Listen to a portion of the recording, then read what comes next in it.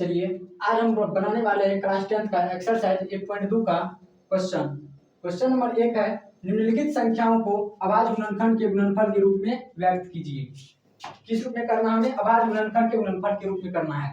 चलिए देखते हैं पहला नंबर क्वेश्चन। पहला नंबर क्वेश्चन दिया हुआ है 140। कितना दिया हुआ है? 140। इसको हमें अभाज्य गुणनखंड के गुणनफल के रूप में व्यक्त करना है। चलिए बनाते हैं, लिखेंगे हल। उसके बाद देखिए 140 है, इसका क्या करेंगे हम? 140 लिखेंगे। चलिए इसको गुणनखंड करने के लिए हमें पहले इसका थोड़ा सा एलसीएम ले लेंगे। 140 लगाएंगे 2 से, आएगा 70 बार में। फिर लगाएंगे 2 से, कटेगा 35 बार में। फिर लगाएंगे 5 से, कटेगा 7 बार में। अब नहीं कटेगा, बस इसी को हमें लिखना है 140 बराबर 2 गुना 5 गुना 7। अब इसमें 2 बार आया है, इसको लिख देंगे 2 पे घात 2 गुना 5 तो 5 गुना 7 तो 7। यही क्या हुआ? हमारा अभाज्य गुणनखंड के गुणनफल के रूप में प्राप्त हुआ है। चलिए क्वेश्चन नंबर 2 है,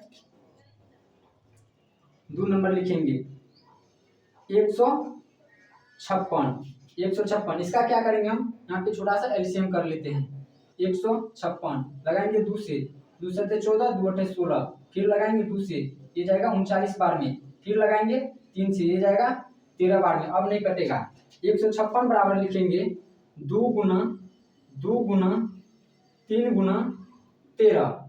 इसमें 2 बार आया है, इसको लिख देंगे 2 पे घात 2 गुना 3 गुना 13। यही क्या हुआ? हमारा अभाज्य गुणनखंड के गुणनफल के रूप में प्राप्त हुआ है क्वेश्चन। चलिए 2 नंबर हमारा क्या हुआ? कंप्लीट हुआ। अब 3 नंबर क्वेश्चन बनाते हैं। 3 नंबर में दिया हुआ है 3825। इसका क्या करते हैं? पहले गुणनखंड ले लेते हैं। इसमें लगेगा कितना? 3 से, 3 एका 3 3 दूनी 6 बचा 2 3 7 21 3 5 15। फिर लगाएंगे यहाँ पे 3 से, 3 चौका 12 3 दूनी 6 3 5 का 15।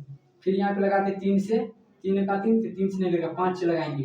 5 8 का 40 5 25। फिर लगाएंगे यहाँ पे 5 से जगह 17 बार में। अब इसमें नहीं लगेगा, यहाँ पे लिखेंगे 3825 बराबर 3 गुना 5 गुना 5 गुना 17। अब इसमें ये 2 बार आया है 3, 5 भी 2 बार आया है। लिखेंगे 3 का घात 2 गुना 5 का घात 2 गुना 17। यही क्या हमारा अभाज्य गुणनखंड विधि से गुणनफल प्राप्त हुआ। अब चलिए चौथा नंबर क्वेश्चन दिया हुआ है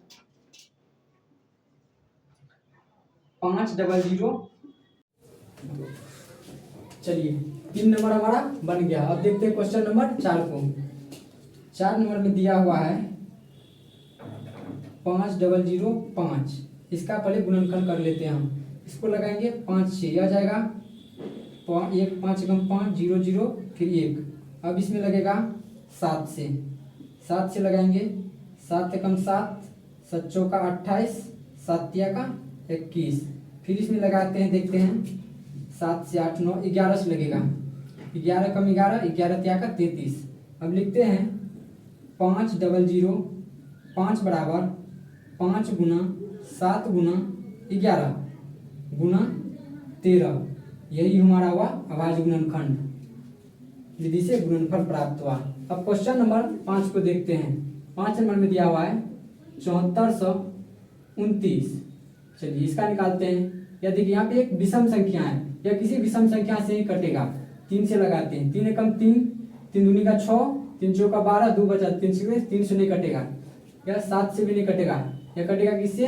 11 से भी नहीं कटेगा। या कटेगा डायरेक्ट 17 से।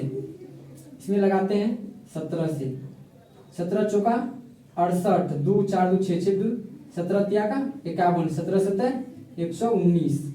या फिर बचेगा, लगेगा इसमें किस? 19 से, 19 दोनों का 38 19 तिया 57। चलिए लिखते हैं यहाँ पे 7429 बराबर 17 गुना 19 गुना